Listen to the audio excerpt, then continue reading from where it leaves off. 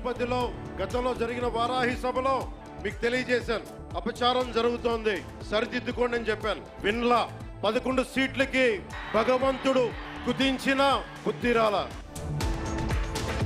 చంద్రబాబు నాయుడు అనే వ్యక్తి కన్నా ఈ స్కీమ్ కింత అని కానీ చెప్పకపోతే ప్రజలు చంద్రబాబు నాయుడును కొడతారేమో తిడతారేమో అని భయపడి ఏకంగా బడ్జెటే చంద్రబాబు నాయుడు పెట్టని పరిస్థితి ఈరోజు రాష్ట్రంలో చూస్తాం.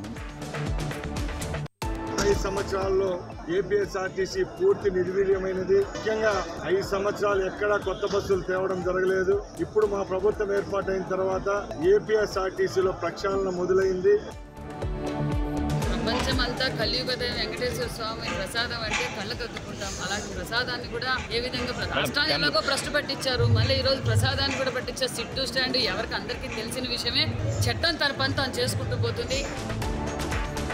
అదేంటి ఈ రాష్ట్రాన్ని దోసుక తిన్న మీరు ఇవాళ ఆగర్భ శ్రీమంతులు ఎట్లయినరు? మీరు మాత్రం ఫామ్ హౌజుల్లో ఉండాలి. మీ ఫామ్ హౌజులను కాపాడుకోవడానికే కదా ఇవాళ వీళ్ళను ముసుగు తొడుక్కొని రక్షణ కవచంగా పెట్టుకొని పేదోళ్ళని పెట్టి కూలగొట్టద్దంటూ ఒక కుటుంబం మాట నేను తీయడం ఏదైతే ఉందో ఆ విషయంలో నేను ఇంకొకరిని నొప్పించాను అని తెలిసి రాత్రి వెంటనే మరి దాన్ని వెనక్కి తీసుకుంటూ నేను ట్వీట్ చేయడం జరిగింది. కేటీఆర్ విషయంలో మాత్రం తగ్గేది లేదు.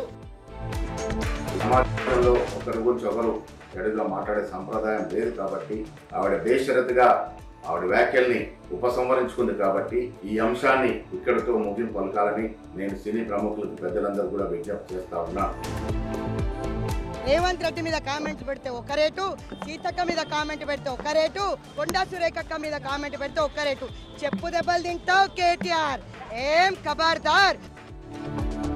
మూసీ సుందరీకరణ అంటుండు. ఆడనేమో ఇల్లు కూలగొట్టే పని పెట్టిండు. ఏదో మూసీని ఉద్ధరిస్తా అని ఆడ ఇల్లు కూలగొట్టే పనేమో మూసీలో పెట్టిండు. ఈడ మన ఊర్లోనేమో భూములు కూలగొట్టే పని ఈడ పెట్టిండు.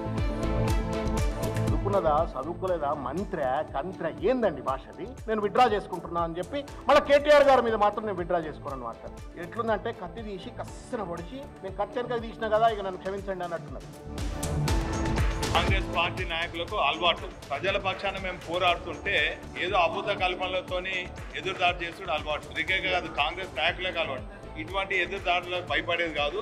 ఏమున్నా కూడా అన్నిటికీ మేము సిద్ధంగా ఉన్నాం. అడ్వాన్స్ గా డక్అవుట్ అయ్యి సెల్ఫ్ గోల్ అయ్యిలు 6-7 నెలలకు ఆగమాగం అయ్యిలు మిమ్మల్ని తీవ్ర వ్యతిరేకత చేస్తున్నారు. మీరు ఇప్పుడు ఎన్నికలు పెట్టినా కూడా మీ పరిస్థితి అనేది తెలుసు.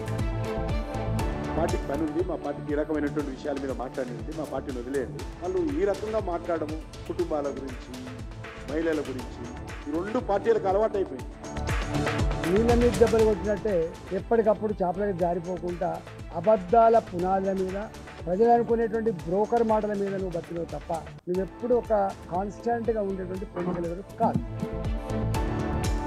ప్రకటించి మీరే అన్నారు ఆగ మేఘాల మీద ఫలితాలను తీసుకొస్తున్నామని చెప్పి. అంత తొందర ఎందుకు? వర్గీకరణ జరిగిన తర్వాతనే మాకు ఉద్యోగాలు వస్తాయని చెప్పి మాదిగ పిల్లలు ఎదురు చూస్తున్నారు. మీరు ఈ ప్రక్రియలన్నీ ముందుకు తీసుకెళ్తున్నారంటే మీరు వర్గీకరణ వ్యతిరేక శక్తుల ఒత్తిడి తొలగినట్టే.